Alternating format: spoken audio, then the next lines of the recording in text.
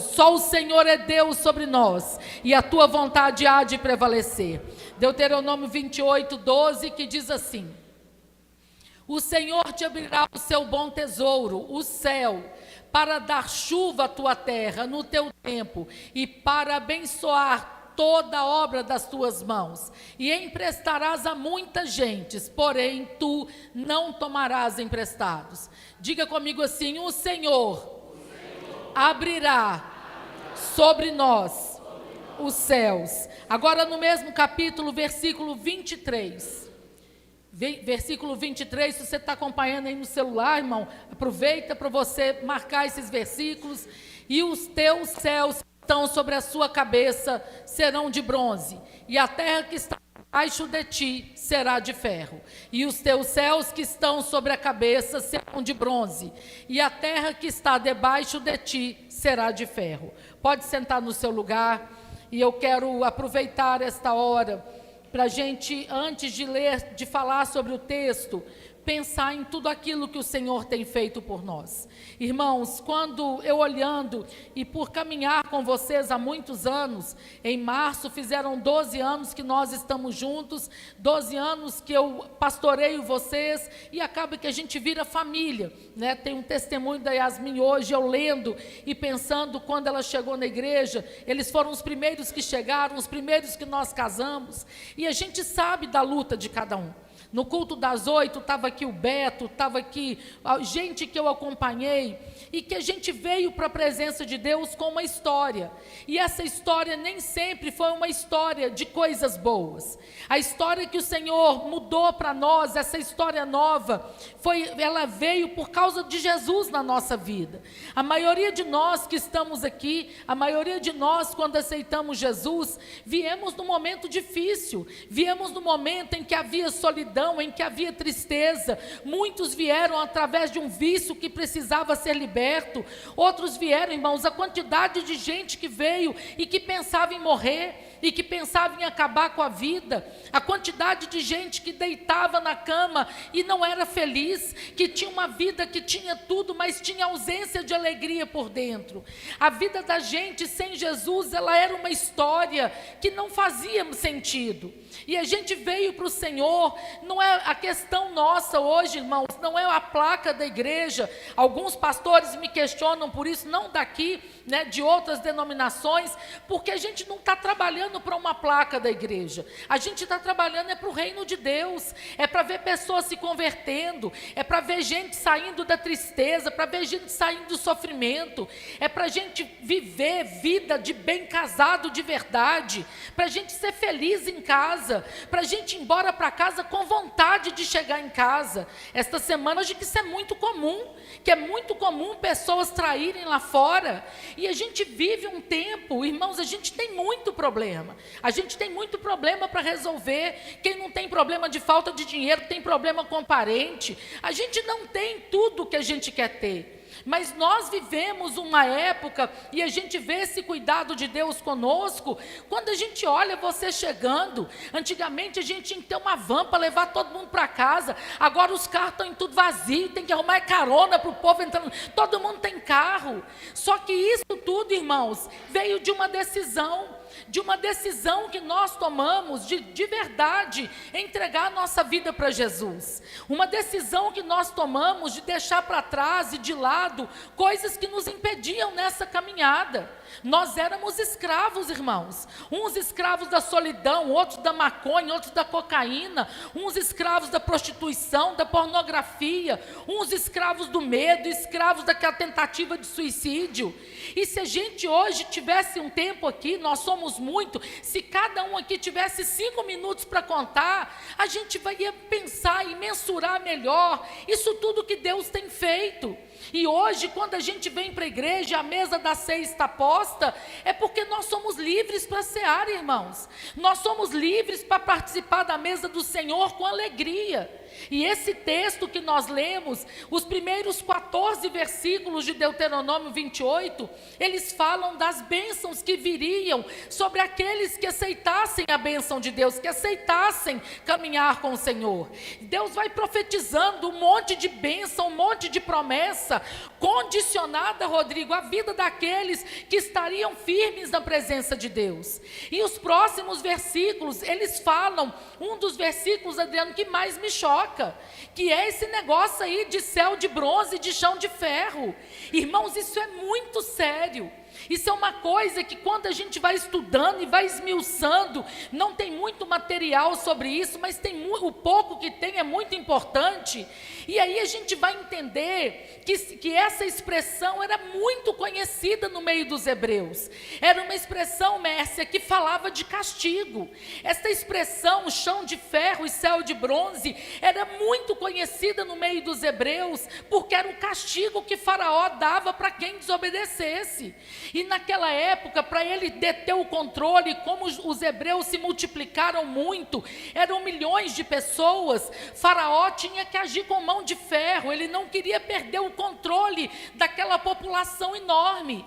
E no meio das atrocidades que este homem fazia, ele mandou fazer várias jaulas, várias gaiolas, e ele colocou essas gaiolas no deserto, e para que os outros hebreus vissem aquilo que aconteceria. Ele mandou fazer essas jaulas que tinham piso de ferro, e esse piso de ferro, irmãos, fala de infertilidade, fala de um lugar que nada produz, fala esse chão de ferro, fala de lugar que nada nasce.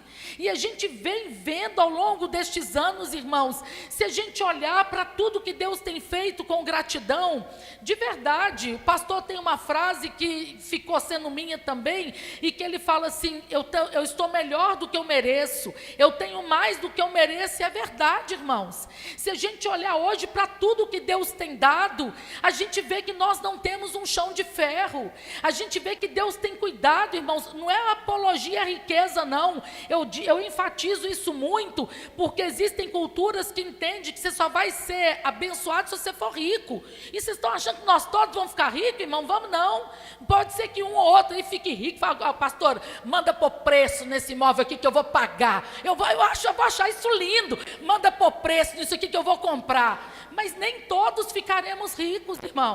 Só que a gente vive uma prosperidade. Agora o povo fica rindo de mim, porque eu creio, irmãos, que Deus vai mandar pôr preço nisso aqui qualquer hora, né? Mas sabe o que é o bom? É a gente ver esse cuidado de Deus, que provavelmente, e se tem alguém que não está assim, eu preciso saber. Eu preciso que você me fale, pastora, lá em casa não tem nada, mas eu acho que a maioria de vocês já deixaram o almoço mais ou menos ajeitado e tem comida na sua mesa hoje. Se tem alguém que não tem, é porque eu não sei, até porque eu não ia deixar faltar comida na sua casa.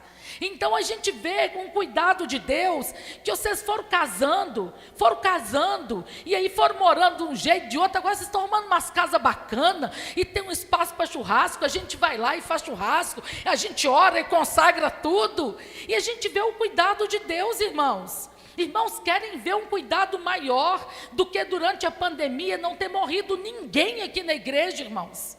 Nenhuma pessoa morreu, e a gente vê nisso um milagre, porque morreu gente em todo lugar.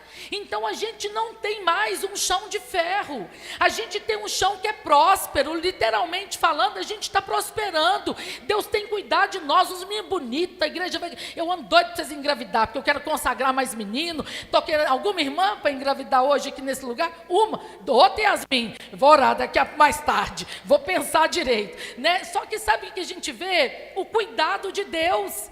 E aí ele fala, esse chão de ferro era o lugar daquela gaiola, daquela jaula que eles entravam no deserto, e que entrava ali para queimar mesmo, e por cima tinha um teto de bronze, e teto de bronze fala, de céu de bronze fala, de oração que não é ouvida, céu de bronze fala de oração que não chega a Deus. Irmãos, e quantas vezes, sem conhecer Jesus de verdade, eu orava para tantos deuses diferentes, nada acontecia, e agora a gente consegue entender que os céus estão abertos sobre nós, e que Ele está nos ouvindo, que os céus estão abertos sobre nós, e não quer dizer que a gente vai ter tudo que quer. Você já teve oração negada? Eu já. Várias orações foram negadas, mas até quando Ele nos nega alguma coisa, não é porque Ele nos quer mal, é porque Ele sabe o que é melhor para a gente. Ô irmãos, se vocês aqui, vocês todos tiraram carteira de moto, e eu quase que dei na cara desses meninos quando eles chegam com a carteira de moto para eu consagrar, porque eu sei como é que funciona, porque a gente sabe como é que quem é... Vocês estão rindo? Você foi um, Wellington. Eu tinha que orar para você parar de soltar papagaio para não cair da laje, porque pensa, o menino casado, pastor, ora comigo, o Wellington está em cima da laje soltando papagaio, deixa soltar o papagaio, agora tem companhia, mas a gente vai vendo o agir de Deus. Só que aqui, irmãos, não tinha. Aquele povo era escravo, como um dia nós fomos, irmãos.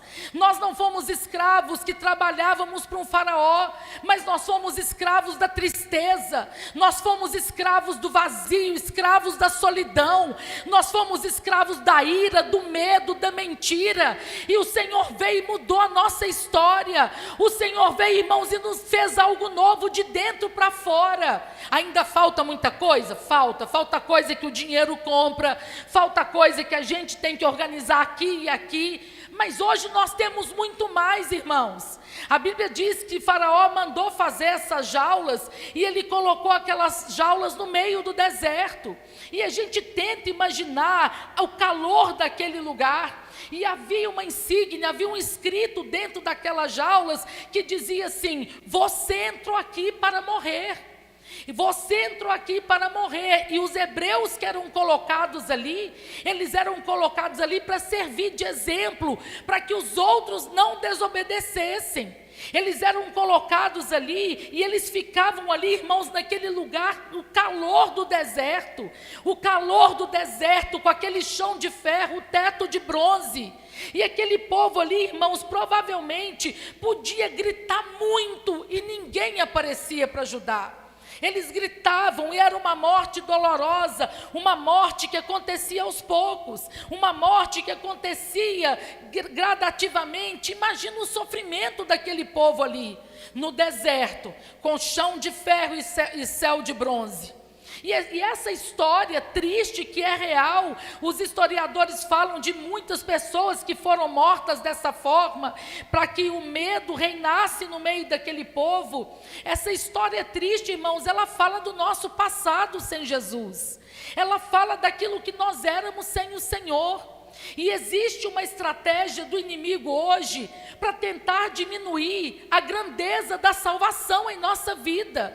Existe uma estratégia velada para tentar diminuir a importância que a gente tem de ser salvo, de ter aceitado Jesus como Senhor e Salvador.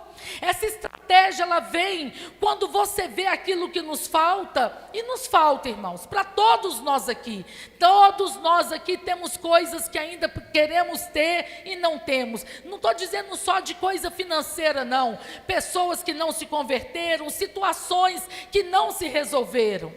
Mas essa estratégia do inimigo é para fazer a gente perder a alegria da salvação. A alegria que a gente tem de um dia ter aceitado Jesus como Senhor, e de saber, irmão, você lembra daquela coisa boa que você sentiu o dia que você entregou sua vida para Jesus? É uma coisa, irmãos, que não cabia em mim, não cabia em mim. Eu queria contar para todo mundo que eu era salva, que eu tinha Jesus. Eu queria contar para todo mundo que, apesar de estar vivendo num lar com muita falta, agora eu tinha vida dentro de mim. E a gente precisa pensar nisso. Esse povo que ia para morrer dessa forma, esses escravos sentenciados, eles sabiam que eles não tinham mais nada para fazer, e eles não tinham mais nada para esperar. Mas nós temos, irmãos, e nós precisamos manter acesa em nós essa chama que é a nossa fé. A gente precisa acreditar de verdade que nós estamos aqui de passagem, e que o Senhor foi preparar um lugar para nós, e que hoje nós estamos aqui neste dia 4 de junho, ceando aqui na SEAP, mas que em breve nós estaremos com Ele para sempre. Ele será o nosso Deus por toda a eternidade, e que o próprio Jesus, imagina a cena, gente, Jesus servirá a ceia para nós. E a gente precisa que esses valores eternos não sejam perdidos nessa caminhada. Essa caminhada que às vezes vem com dificuldade, com briga, com problema de família, com problema no trabalho, com problema financeiro. Mas isso tudo é para tentar demover você da sua fé. Isso é para tentar fazer você esquecer quem você é de verdade. Hoje, irmãos, os céus estão abertos sobre nós. A Bíblia diz que o castigo que nos traz a paz estava sobre ele, e pelas suas pisaduras fomos sarados. A Bíblia nos ensina que quando Jesus estava ali no Calvário, e ele diz, termina a sua vida, antes de morrer, ele diz, está consumado.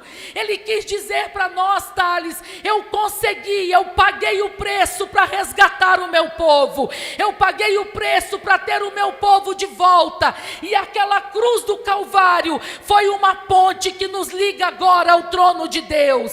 E a Bíblia ainda nos diz que o sangue de Jesus que derramou pelas ruas da Via Dolorosa, o sangue de Jesus que foi derramado no Monte Caveira, ele continua vivo diante de Deus, e esse sangue de Jesus derramado, ele nos deu acesso ao trono do Pai, ele nos deu acesso à presença de Deus. Então, quando a gente pensa nisso, a gente diminui o valor da eternidade, se a gente deixa a alegria embora. A gente diminui a importância da salvação, se a gente deixa, irmãos, essa confusão que está o tempo todo acontecendo, tirar de nós a alegria.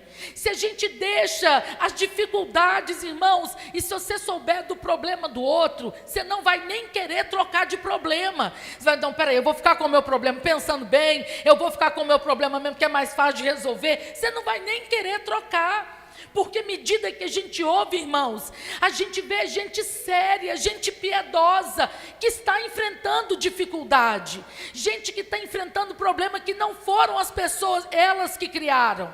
Mas a gente não pode, irmãos, permitir que isso tudo tire de nós a alegria da gente dizer, eu tenho meu nome escrito no livro da vida, eu tenho Jesus como meu Senhor e Salvador. Ô pastora, mas olha, está tão ruim. Eu sei, irmão, está ruim para todo lado. A gente está socorrendo um monte de gente ao mesmo tempo, com um problema sério. Mas nós não temos mais um chão de ferro, nós não temos mais um céu de bronze, e nós fomos livres, irmãos, nós fomos livres da morte eterna, nós fomos livres das cadeias do diabo, nós fomos livres da miséria espiritual, nós fomos livres da tristeza que consumia muitos, e nós precisamos nos alegrar. Nós precisamos nos alegrar, inclusive, neste contexto de dias difíceis que nós vivemos, porque Deus tem nos livrado, irmãos. Se a gente parar para pensar, tem coisa que a gente só vai saber de verdade, Mara, na glória. Os livramentos todos que Deus nos deu, o cuidado de Deus conosco, as portas que Deus fechou, as pessoas que Ele tirou da nossa vida e que às vezes doeu tanto naquele momento, foi ruim, e foi só cuidado de Deus. É só cuidado de Deus conosco, irmãos. E nesta manhã, ouvindo e obedecendo o que o apóstolo Paulo fala, examine-se, pois, o homem a si mesmo. O que Paulo está falando para a gente fazer, irmã Terezinha? É para a gente olhar para dentro de nós, e para a gente ver que se não fosse com Ele, nós não daríamos conta. Provavelmente muitos de nós não estaríamos mais aqui. Hoje é domingo de manhã, e quem sabe, hoje a gente estava saindo de casa e vendo um cara num carro, e com certeza ele está desde ontem na rua, e a gente olha aquilo, imagina a tristeza. A tristeza a hora que o efeito da droga passa, a tristeza a hora que a bebida passa, a hora que a turma da balada vai embora, e que deita a cabeça no travesseiro, só sobra o zumbido no ouvido, da barulhada da noite, a solidão de não ter Jesus de verdade. Quando Paulo fala para a gente olhar para dentro de nós, é para a gente entender esse valor que a gente tem de ser chamado filho de Deus, este valor que a gente tem de saber que nós estamos aqui, mas que em breve, irmãos, tudo isso vai passar. tudo isso vai passar, a sua tristeza, a sua indignação, o pranto, o choro vai passar, porque onde Ele está e para onde nós iremos, não há morte, não há choro, não há clamor, não há dor, não há traição, não há tristeza, porque Ele é Deus sobre tudo. Olha para dentro de você hoje, e a gente não tem mais sobre nós uma insígnia dizendo que nós iríamos morrer uma morte eterna. Eu tento parar e pensar na tristeza de quem era colocado naquele lugar, na tristeza de saber que aquele lugar era um caminho sem volta, e o choque da impressão de saber que estava escrito: você entrou aqui para morrer. Imagina, irmão, se isso fosse conosco. Imagina, e a gente sabe isso, quando aparece um diagnóstico de doença esquisita e a gente não estava esperando. Isso acontece numa escala menor, quando a gente recebe uma notícia que a gente não queria receber. Imagina o que passava na cabeça daqueles hebreus que entravam ali e sabiam que eles nunca mais veriam o seu parentela, os seus filhos, nunca mais eles veriam ninguém, e que ainda teriam uma morte lenta. O que será que passava na cabeça deles? A gente precisa hoje olhar, irmãos, e nos alegrarmos no Senhor.